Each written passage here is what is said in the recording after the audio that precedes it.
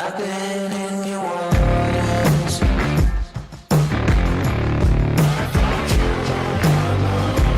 I'm looking for sure.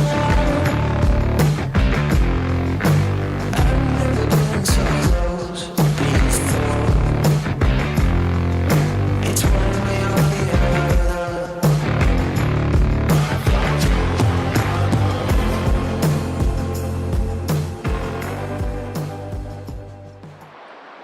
Hello viewers, you're watching Upshift. My name is Frank. This is my first video. I'm going to review the Honda Activa 6G today. I know it's a year late, but I think we can add some stuff which other reviewers haven't added. So let's get to it. If you're coming from a previous generation Activa or a Dio, there are pretty significant upgrades over here. This is the Activa 6G. And it brings more significant upgrades than any of the previous 5 generations have brought. For starters, there's a larger 12-inch front wheel, there's a telescopic suspension for the first time on the Activa. There's a 3-step adjustable rear suspension too. Well, you can't see it from here, but it's tuned to the middle setting, and if you're too light or too heavy, you might want to adjust that to your preferences. The switch gear has been updated too. There's a kill switch now, there's a silent starter.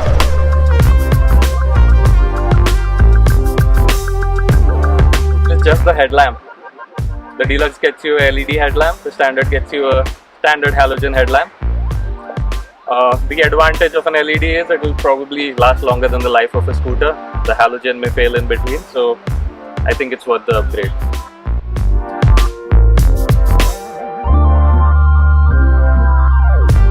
Yes, better than ever before, thanks to the new suspension we just spoke about.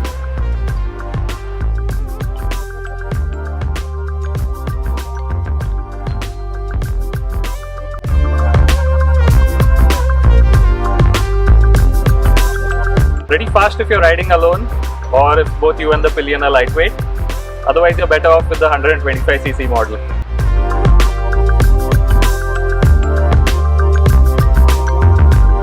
Nothing fancy, you don't get a light or a charger of any kind, you just get space for a half-face helmet or a smaller full-face helmet and a 3-piece toolkit.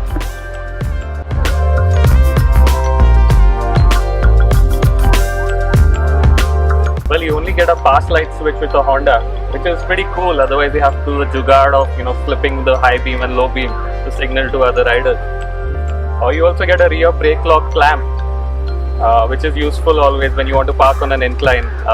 Amazingly, Suzuki has taken it out from the new Access, and the Yamaha has never had it if you only want to compare Japanese scooters. There's the 3-step adjustable rear suspension which we spoke about earlier. You only get it with Honda, you don't get it with any other brand of scooter in India. Well, among the Japanese scooters, the external fuel filler is again unique to Honda only, and it opens remotely, so if you're with your girlfriend or your parents on the bike, you don't need to make them get off at a petrol pump. And with a 6,000 kilometer or 6-month service interval with Hondas, you spend less time maintaining it. Every other scooter seems to have a 3,000 kilometer or 3-month official service interval.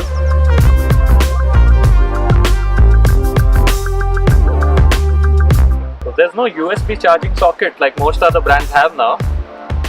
There's no digital display either, with all the additional information that comes with it, if that matters to you. And there's no front storage absolutely. So the only way to get front storage is to add a stainless steel frame basket in the front, but you'll end up ruining the looks in the process.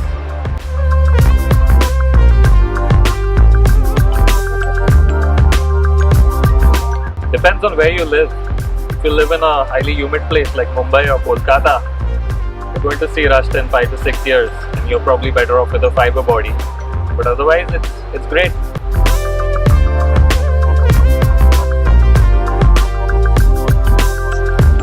Well, the difference is very marginal. You're only going to save very little over several years. So unless you're really pinching pennies, it's not a factor you should be considering when making your purchase. For example, riding a 125cc scooter more sanely will net you more mileage than riding a 110cc scooter aggressively.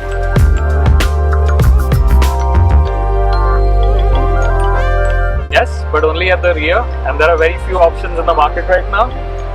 but the MRF Zapper D is what we like. It's 10 millimeters wider than the standard tire. Check out the link in the description.